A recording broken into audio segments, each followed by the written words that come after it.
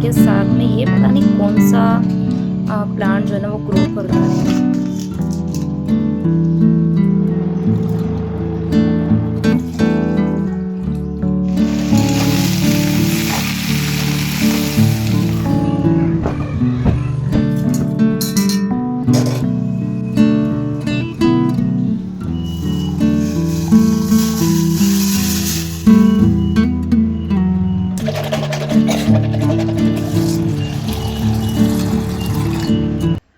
सुबह की 6 बजे का टाइम हो रहा है और तारीख जो है वो है 9 तारीख।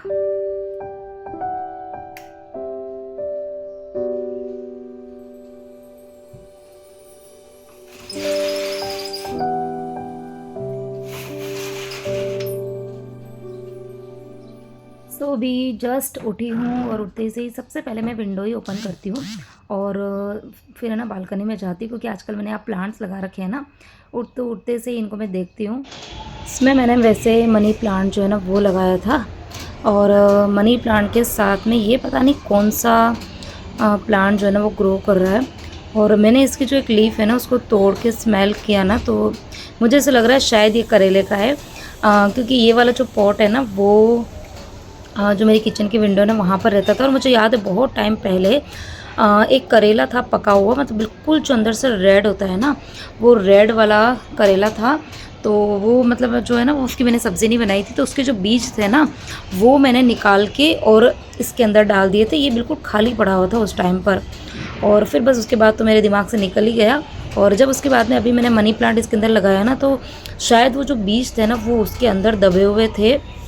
और ये देखो यहाँ पर है ना एक प्लांट यहाँ पे आपको दिख रहा है ये वाला, और एक जो है ना वो ये देखो पूरी इसकी जो बेल है ना वो होने वाली है। तो अब देखते हैं, इसको मैं हटा नहीं रही हूँ कुछ टाइम बाद, कि देखते हैं कि ये सिर्फ मैं गेस लगा रही हूँ कि ये शायद करेला हो सकता है। बाकी अगर आप लोगों को पता हो ना कि करेले का जो प्लांट होता है या उसकी जो बेल होती है ना वो किस तरीके की होती है, तो आप मुझे थोड़ा सा बता देना। बाकी मैं तो बहुत खुश हो रही हूँ, क्योंकि मुझे लिटरली बहुत शौक है कि छोटी मोटी गार्डनिंग जो है ना वो मैं करूँ। छोटे छोटे से जो प्लांट्स हैं ना वो घर के अंदर हों, लेकिन वही है कि जगह नहीं होती इसीलिए। और यहाँ पर ये एलोवेरा जो है वो भी अच्छे से ग्रो कर रहा है। और ये देखो बॉटल के अंदर मैंने ये लगा रखा है एक मनी प्लांट ना, तो ये भी देखो अच्छे से ग्रो हो रहा है। तो इतना प्यारा सा मौसम हो रहा था ना बाहर का, तो अंदर मतलब इतना गर्मी गर्मी सी हो रही थी, लेकिन जैसे ही विंडो ओपन करी ना तो बाहर मतलब मौसम भी अच्छा था, और थोड़ी सी जैसे ना ठंडी ठंडी हवा जो थी ना वो भी चल रही थी। और ये बाहर जो शेड्स लगा रखे ना ब्लू कलर के, तो वहाँ पर है ना आके जैसे देखो अभी आपको यहाँ पर एक कबूतर भी दिख रहा होगा, तो कुछ जैसे ना बर्ड्स आके बैठते हैं, कबूतर है, चिड़िया है। तो वो सुबह सुबह जो आवाज़ करती है ना तो वो सुनने में सही में बहुत ही ज़्यादा अच्छा लगता है। तो यहाँ बस मैं 5-10-15 मिनट बैठी थी, और यहाँ इसके अंदर जो पत्तियाँ थी ना इसमें जो कोई ख़राब थी उनको मैंने अलग कर दिया। और एलोवेरा प्लांट है ना उसमें भी कुछ पत्तियाँ जो थी ना वो थोड़ी सी मुझे लग रही थी कि मतलब ख़राब सी हो गई है, ज़्यादा मतलब है ना पक गई है, तो उनको मैंने हटा दिया। तो अब चलिए करते हैं अपने काम की शुरुआत। तो अभी मतलब आज 9 तारीख है, कल से बच्चों के exam half yearly exam start हो गए हैं। तो जो उनके हाफ ईयरली एग्ज़ाम रहते हैं ना वो हर ऑल्टरनेट डे पे होते हैं। कुछ कुछ एग्ज़ाम्स के बीच में 2 दिन 3 दिन का गैप भी होता है, लेकिन मोस्ट ऑफ जो एग्ज़ाम होते हैं ना उनमें एक एक दिन का गैप होता है। तो कल एग्ज़ाम उनका हुआ था, और उसके बाद में अब आज का गैप है, देन वापस 10 तारीख को एग्ज़ाम होगा। ये है फ़िनाइल की बॉटल्स, तो ये मैंने ना ज़ेप्टो से कल मंगाई थी। कल मैंने शाम को ऑर्डर करी थी, तो ज़ेप्टो से सामान जो है वो बहुत ही जल्दी आ जाता है, मतलब 10 से 15 मिनट में घर पर डिलीवर्ड हो गया था। तो वैसे पता है आपने देखा होगा कि मैं मतलब जो फ़िनाइल है ना वो कम यूज़ में लेती हूँ। लेकिन अभी बीच में गिरजा जब मेरे घर आई थी ना तो उसने मुझे बताया था कि ज़ेप्टो से फ़िनाइल मंगाना बहुत अच्छी होती है और बहुत ही कम मतलब पैसों में ये मिल जाती है। तो 2 का ये पैक था, तो एक बोतल पे आपने देखा होगा मैंने अभी बताया था कि 80 रुपीज़ लिखा हुआ है। तो शायद ये मुझे ना 80 रुपए में ही पड़ी थी, क्योंकि इसके साथ में और भी सामान था तो मुझे एकदम से याद नहीं है, but by one get one का ऑफ़र था, या तो 80 में थी या फिर 99 रुपीज़ में, ऐसा ही कुछ तो था। लेकिन हाँ 100 के अंदर अंदर ही ये मुझे 2 बोतल मिली है, और 1-1 लीटर की 1 बोतल है, यानी कि 2 लीटर जो है वो मुझे 100 रुपीज़ के अंदर मिली। और सही में इसको मैंने थोड़ा-सा जैसे जैसे ना डाल के देखा था वॉश बेसिन में ना, तो इतनी इसकी स्ट्रॉन्ग स्मेल थी तो एक जो बॉटल है वो मैंने बाहर वाला जो वॉशरूम है ना उसमें रख दी है, क्योंकि आंटी जब पोछा लगाती है ना तो वहीं से ही पानी वगैरह लेती है, तो वहीं पर मैंने एक बॉटल रख दी थी। और बस उसके बाद में मैंने ब्रश वगैरह किया, बाल वगैरह बना लिए हैं और यहाँ पर मैंने किया है एक लोटा भर के गर्म पानी। तो सुबह सुबह की एक आदत सी बन गई, बीच में स्किप हो गई थी एक्चुअली, बीच में अभी जो पर्यूषण पर्व वगैरह चल रहे थे ना, तो जब भाग दौड़ रहती है ना तो उस टाइम पर ना तो टाइम मिल पाता है और ना याद रहता है, तो बीच में स्किप हो गया था। लेकिन हाँ, अब मैंने फिर से अपनी रूटीन जो है वो बना ली है, धीरे धीरे ही सही, लेकिन हाँ अब रूटीन बनानी ही पड़ेगी, क्योंकि अब दिवाली जैसे आने ही वाली है, उसके पहले नवरात्रि आएगी, दशहरा, ये सब कुछ रहेगा। तो सबसे बड़ा जो काम रहेगा वो रहेगा दिवाली क्लीनिंग का। और हाँ, यहाँ पर एक चीज़ आपको मैं बता रही थी, ये वाला मेरा चॉपिंग बोर्ड इतना प्यारा और मुझे इतना पसंद था ना ये वाला, तो बीच में अभी जब गिरजा आई थी ना तो उर्विक पता नहीं इतना इससे खेलता था ना। ये एक्चुअली उसकी शेप ऐसी थी ना, उसको लगता था जैसे बैडमिंटन है, तो बैडमिंटन के जैसे खेलता था, तो इसने ना सोफ़े पे इसको रखा हुआ था और एकदम से उसने जंप करा तो इसका जो हैंडल था ना वो टूट गया। अब ये कि अब उर्विक था, छोटा बच्चा है, उसको मैं क्या डांटूँ, उसको थोड़ा फिर भी मैंने डांट तो लगा दी थी, लेकिन अब कुछ नहीं हो सकता था। तो ये मुझे खैर पसंद है, इसलिए मैंने इसको फेंका नहीं, इसको रख दिया है। मेरे मतलब वीडियोज़ में ये बहुत काम आता है और मुझे पसंद भी था। देखूँगी अगर मुझे ऑनलाइन वगैरह मिलेगा ना तो मैं फिर से इसे मंगा लूँगी। तो यहाँ पर बस ब्रश वगैरह करने के बाद में मैंने बीच में कुछ देर वीडियो जो था वो शूट नहीं किया था। कुछ देर मैंने एक्सरसाइज करी थी, ज़्यादा नहीं करी थी, थोड़ी बहुत ही करी। और फिर जो रात के बर्तन वगैरह थे वो मैंने अपनी जगह पे लगाए और फिर यहाँ पर मैंने दोनों बच्चों को उठा दिया है। ऐसे करना, जो हार्ड कीवर्ड्स है ना उनके ऊपर वो करना अंडरलाइन। क्या सुन रही परी? कीवर्ड्स जो है ना उसके ऊपर अंडरलाइंस करना, और नहीं याद हो रहा तो कीवर्ड्स को फिर अपने हाथों से 3-4 बार का पूरे पूरे लिखने की जरूरत नहीं है, पूरी तो जस्ट लाइक अ स्टोरी वो तुमको याद ही होती है, बस बीच में जो कीवर्ड्स होते हैं ना वो तुम लोग को लिखने हैं। तेरा फोर्थ क्वेश्चन करा है? थिंक चार्ल्स शूपर। हाँ हाँ किया है। मेरे को फोटो भेज देना।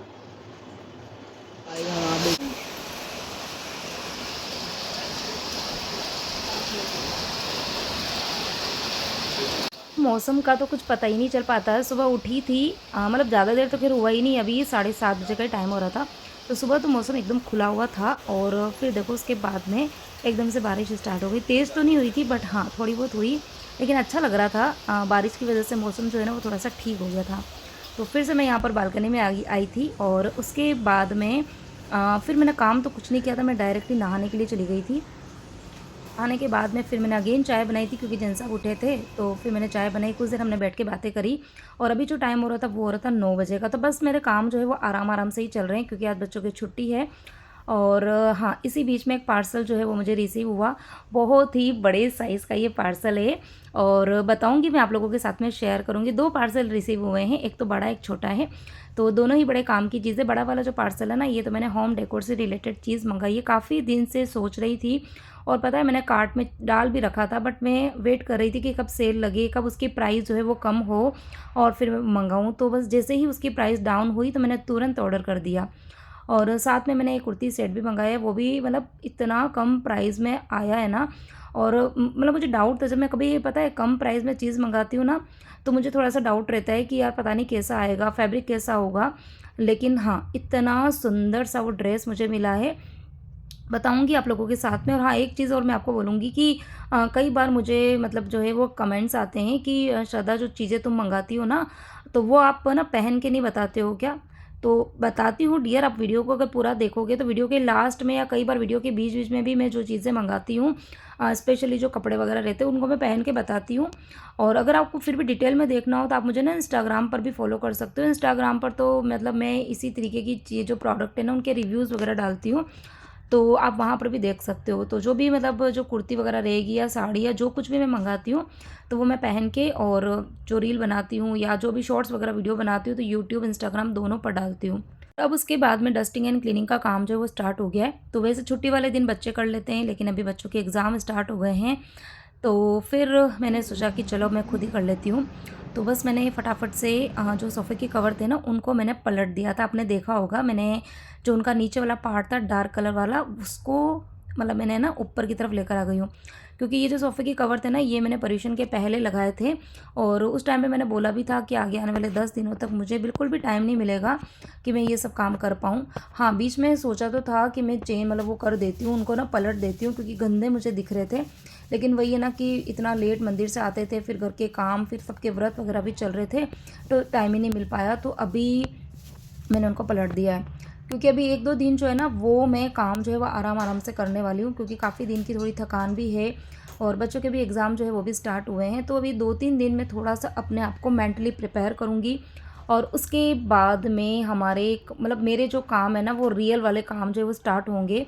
क्योंकि अब सोच रही हूँ कि दिवाली जो है वो वैसे अभी तो दूर है, लेकिन पता है हमेशा हम यही सोचते हैं कि दिवाली दूर है, अभी 1 महीना बाकी है, 1.5 महीना बाकी है, लेकिन वो पता है इतने जल्दी टाइम निकल जाता है और फिर ये कि एंड टाइम पे काम करो वो मुझे पसंद नहीं आता है। तो मैं सोच रही हूँ कि बस 1 आध दिन मैं थोड़ा रेस्ट कर लूँ और फिर उसके बाद में जो दिवाली की क्लीनिंग का काम जो है ना मैं शुरू करूँगी। तो आप लोगों के साथ में सब कुछ मैं एक-एक चीज़ शेयर करूँगी। तो चलिए अब यहाँ पर फटाफट से कर लेते हैं लंच की तैयारी। तो लंच में मैं बनाऊँगी एक तो भिंडी की सब्ज़ी और साथ में बनाऊँगी मैं दाल। पहले तो कुछ और प्लानिंग थी, रायता बनाने का था, लेकिन फिर है ना कल शाम को ही रायता बनाया था और वो बनाया था मटर का पुलाव। तो फिर बच्चों ने भी बोला कि नहीं मम्मी कल ही तो खाया था रायता, तो फिर मैंने सोचा कि चलो सुबह का टाइम है और सुबह अक्सर मेरे घर में दाल ही बनती है। तो इसीलिए फिर जो रायते का प्लान था वो मैंने चेंज करके और दाल बनाने का सोचा है। तो और यहाँ पर ये जो भिंडी है ना ये भिंडी अभी मतलब हाँ, कल ही पंडित जी का खाना था ना, तब उनके टिफ़िन के लिए मैंने बनाई थी। तो मैं ना 1 किलो भिंडी लेकर आई थी और पूरी भिंडी जो थी वो मैंने साफ़ करके रखी हुई थी। तब वो 2 ही जने थे तो 2 जनों के लिए इतनी सब्ज़ी की ज़रूरत तो थी नहीं, तो मैंने थोड़ी तो उनके टिफ़िन के लिए बनाई थी और थोड़ी यहाँ पर बची हुई थी ना, तो मैंने सोचा कि इसी को बना देते हैं। क्योंकि ज़्यादा दिन तक ये कटिंग करके फ्रीज़ में रखी हुई भी होती है ना, तो मतलब एक स्मेल से आने लग जाती है। तो मैंने सोचा कि चलो ये एकदम फ्रेश है तो ताज़ा-ताज़ा भिंडी जो है ना उसका स्वाद भी बहुत अच्छा आता है। और यहाँ पर मैं जो भिंडी बनाती हूँ इसी तरीके से बनाती हूँ। वैसे मैंने और भी जो मेथड है आप लोगों के साथ में शेयर किए हुए हैं, लेकिन ये वाला जो तरीका है ना ये मुझे बहुत सही लगता है। ईज़ी मेथड भी है और फटाफट बन जाती है और घर में सबको पसंद आती है। तो बस तेल में राई ज़ीरा हींग डालने के बाद में मैंने भिंडी डाल दी थी और जो कुछ भी मसाले डालने हैं ना वो सारे मैंने एक ही बार में डाल दिए थे और बस उसको ढक के पकने देंगे। और जब तक भिंडी पक रही है तब तक मैं यहाँ पर दाल चढ़ा दूँगी और दाल में आज मैं बनाऊँगी उड़द की दाल। उड़द की दाल में थोड़ी सी डालूँगी मैं चने की दाल। तो मेरे हस्बैंड को ना सबसे जो उनकी फ़ेवरेट दाल है वो है उड़द की दाल।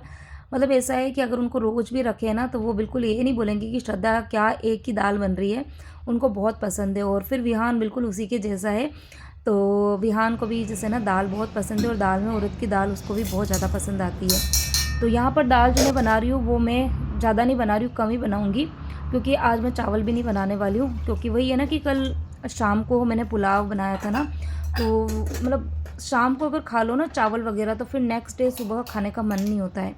तो इसलिए फिर मैंने दाल जो थी वो बिल्कुल थोड़ी सी बनाई है। और यहाँ पर ये देखो भिंडी जो है ना वो 50% तक पक चुकी है और अभी इस टाइम पे इसको मैं एक बार अच्छे से हिला दूँगी और उसके बाद में अब इसके ऊपर मैं ढक्कन नहीं ढकूँगी, क्योंकि भिंडी में आपको दिख रहा होगा ना कि एकदम चिपचिपापन जो है ना वो आ जाता है भिंडी में। तो इस टाइम पे अगर उसको खुला छोड़ दो फिर उसको लो फ्लेम पर पकने दो ना, तो उसकी सारी जो चिकनाई होती है ना वो सारी ख़त्म हो जाती है और एकदम कुरकुरी सी भिंडी बनती है। अब बस हाथों हाथ जो आटा है ना वो भी मैं लगा दूँगी। और आटा गेहूँ जो थे वो मैंने पर्यूषण के पहले ही पीसे थे, लेकिन ज़्यादा नहीं आटा मैंने पीसा था ना, तो अब मतलब ऑलमोस्ट ख़त्म होने ही आ गया है।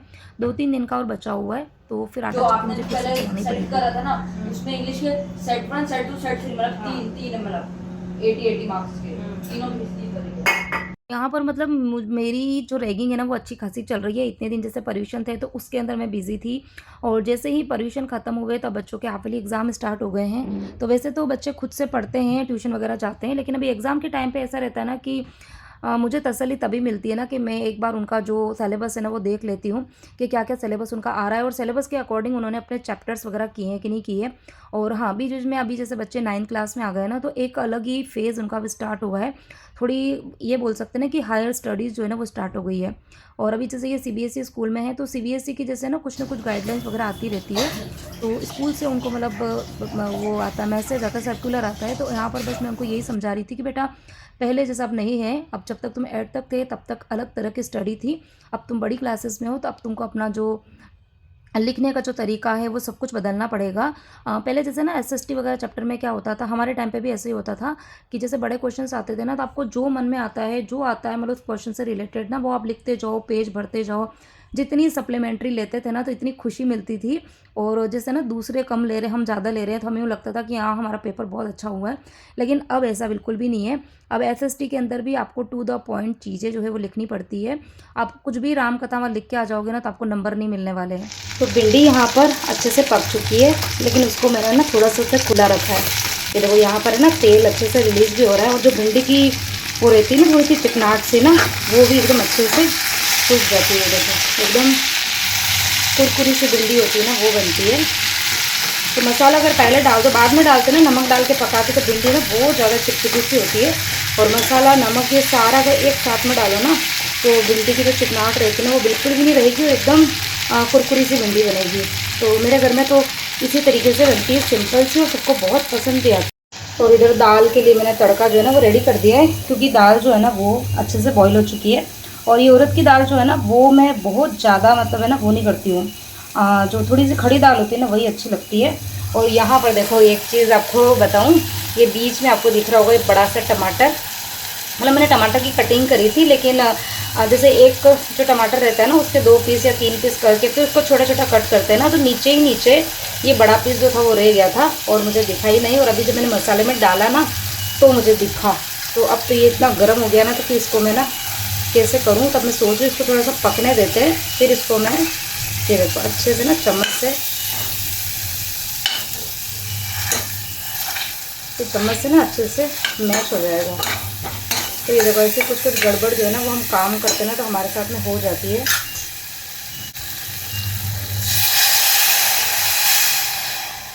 तो जैसे ही पानी डालते हैं ना तो पूरा जैसे धुआं धुआं निकलता है। तो यहाँ पर ये देखो चिमनी है ना, तो चिमनी का यही फ़ायदा होता है ना कि सारा धुआं ये एब्जॉर्ब कर लेता है। तो ये फर्नीचर जो है ना वो इतने ज़्यादा गंदे नहीं होते। ये देखो नीचे वाला आप देख रहे होंगे ना, तो थोड़ा थोड़ा सा जैसे होता है, लेकिन ये बहुत ज़्यादा नहीं होता है।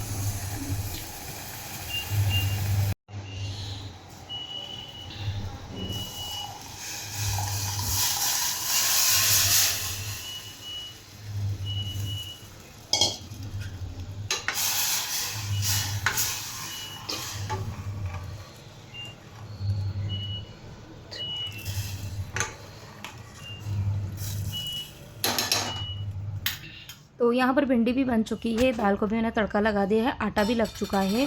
और अब मैं बनाऊँगी छाछ। तो छाछ तो खैर मेरे घर में रोज़ ही बनती है, दोनों टाइम बनती है। और शाम को अगर नहीं भी बनती तो सुबह तो छाछ सबको चाहिए होती है, क्योंकि दूध जो है वो सब लोग पीना इतना पसंद नहीं करते, लेकिन हाँ छाछ सभी लोग शौक से पीते हैं।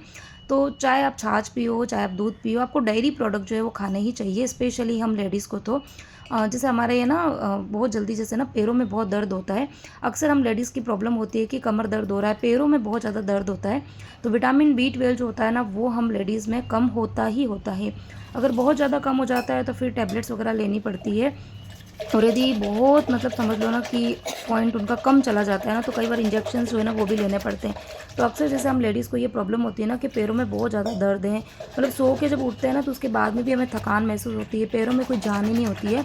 तो एक बार आप अपना जो विटामिन B12 का जो टेस्ट है ना वो ज़रूर करा लो, क्योंकि उसी की वजह से हमारे पैरों में ना दर्द होता है। क्योंकि मेरी एक फ्रेंड है, तो ये अभी अभी का मैं लेटेस्ट ही आपको एग्जांपल बताऊँ, बहुत टाइम से उसको पैरों में दर्द हो रहा था।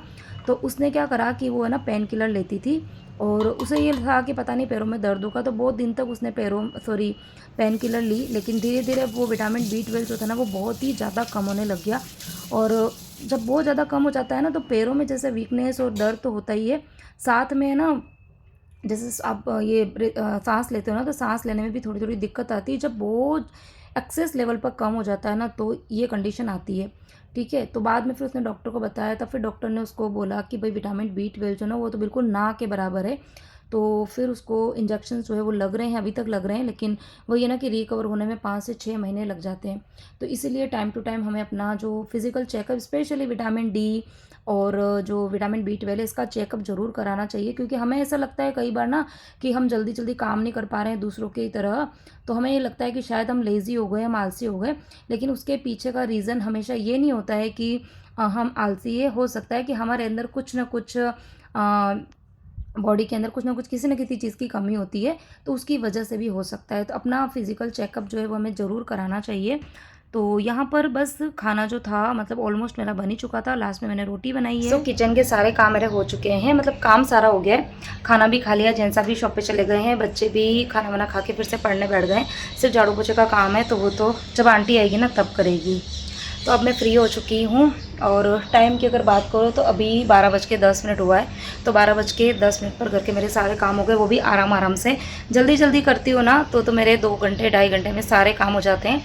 लेकिन जल्दबाजी भी कुछ है नहीं और मुझे करनी भी नहीं है, क्योंकि अभी बॉडी जो है वो मैंने अभी रिलैक्स मोड पर रखी हुई है। ठीक है, तो अभी बस बैठ के ये जो वीडियो मैंने पूरा बनाया था इसको मुझे एडिट करके टाइम से अपलोड करना है। और एक चीज़ और बताती हूँ, यहाँ पे ये देखो इतनी सारी आपको ये साड़ियाँ दिख रही है ना, तो ये मैंने पर्यूषण में पहनी थी। सुबह भी पहनते थे और शाम को मंदिर जाते थे ना तो भी पहनते थे। तो यहाँ पर ये देखो इतनी सारी साड़ियाँ इकट्ठी हो गई है। ये इतनी सारी साड़ी जो है ना वो इकट्ठी हो गई है। और ये सारी साड़ियाँ जो है ना वो मतलब मंदिर में पहनते थे, उसके बाद घर आके मैं चेंज कर लेती थी। लेकिन मंदिर में ऐसा होता था ना कि सुबह 5-5, 6-6 घंटे तक कंटिन्यूस पहन के रहते थे ना, तो मुझे फिर साड़ियों को फोल्ड करके अंदर रखना अच्छा नहीं लगता था। तो मैं क्या करती थी, साड़ी को पानी में बस मैं गीला कर देती थी और उसको सुखा देती थी। तो ये सारी साड़ियाँ जो है वो धुली हुई है, तो इनको मैंने फ़ोल्ड करके रखा है। बट अब मुझे इसको अलमीरा में रखना है। तो मैं वही सोच रही हूँ कि जब इतना सारा सामान अलमीरा से बाहर आ गया है तो बस अभी 1 आध दिन और इसको यहीं पे रहने दूंगी। फिर उसके बाद में सोच रही हूँ कि वार्डरोब जो है वो मतलब ठीक है अभी, क्योंकि मैंने कुछ दिन पहले ही क्लीनिंग करी थी तो ज़्यादा कुछ गंदा नहीं हो रहा है। तो उसको मैं खाली करके साफ़ करके और फिर ही इन साड़ियों को अंदर रखूँगी, ताकि जो है वो मुझे डबल मेहनत नहीं करनी पड़ेगी। तो चलिए, ये था मेरा आज का वीडियो। और हाँ, एक चीज़ और, ये वाला जो ड्रेस है ना इसके बारे में मुझे किसी ने कमेंट किया था। एक बार मैंने शायद शॉर्ट वीडियो में डाला था या फिर पता नहीं इंस्टाग्राम पर, मुझे याद नहीं, लेकिन कुछ टाइम पहले कमेंट आया था कि ये वाला जो ड्रेस है ना वो आपने कहाँ से लिया है। तो उन्होंने एक्चुअली ये ड्रेस जो था वो मिंत्रा पर देखा हुआ है। तो उन्होंने बोला था कि श्रद्धा इसका फैब्रिक जो है वो कैसा है, अब वीडियो के अंदर आप ज़रूर बताना। तो देखो ये वाला जो ड्रेस है ना ये मैंने मिंत्रा से ही लिया है। बहुत ही कंफर्टेबल फैब्रिक है, कॉटन नहीं है, ये वाला कॉटन नहीं है, ये रियॉन है, सॉफ्ट वाला रियॉन फैब्रिक है, लेकिन बहुत ही कंफर्टेबल है। और साथ में ना इसके ये प्लाजो है, पता नहीं यहाँ से दिख रहा है कि नहीं दिख रहा है, हाँ साथ में ये है ना प्लाजो है। प्लाजो के ऊपर भी इस तरीके से डिज़ाइन बनी हुई है, तो बहुत ही कंफर्टेबल है। जैसे पहना हुआ है ना अभी, और सुबह से थोड़ी गर्मी भी है, उमस वाली गर्मी हो रही है, लेकिन ऐसे फीलिंग नहीं आ रही है, तो अच्छा लग रहा है। तो ये ड्रेस मैंने मिंत्रा से लिया। किसी को चाहिए तो मैं प्रोडक्ट इस वीडियो में टैग कर दूँगी। और हाँ, अभी आज जो पार्सल आए हैं तो उसका भी मुझे वीडियो वगैरह बनाना है, तो बहुत ही जल्दी वीडियो बना के आप लोगों के साथ में शेयर करूँगी। बस आप मेरे चैनल के साथ में जुड़ जाना। आज का वीडियो पसंद आया तो वीडियो को लाइक ज़रूर करना। और हाँ, यदि आपको हाइप का बटन मिल गया है कमेंट के साथ में तो हाइप देना मत भूलना, ठीक है। और चैनल को सब्सक्राइब जरूर कर देना यदि आप नए हो तो। मिलूंगे एक और नए इंटरेस्टिंग वीडियो के साथ में। Till then bye bye.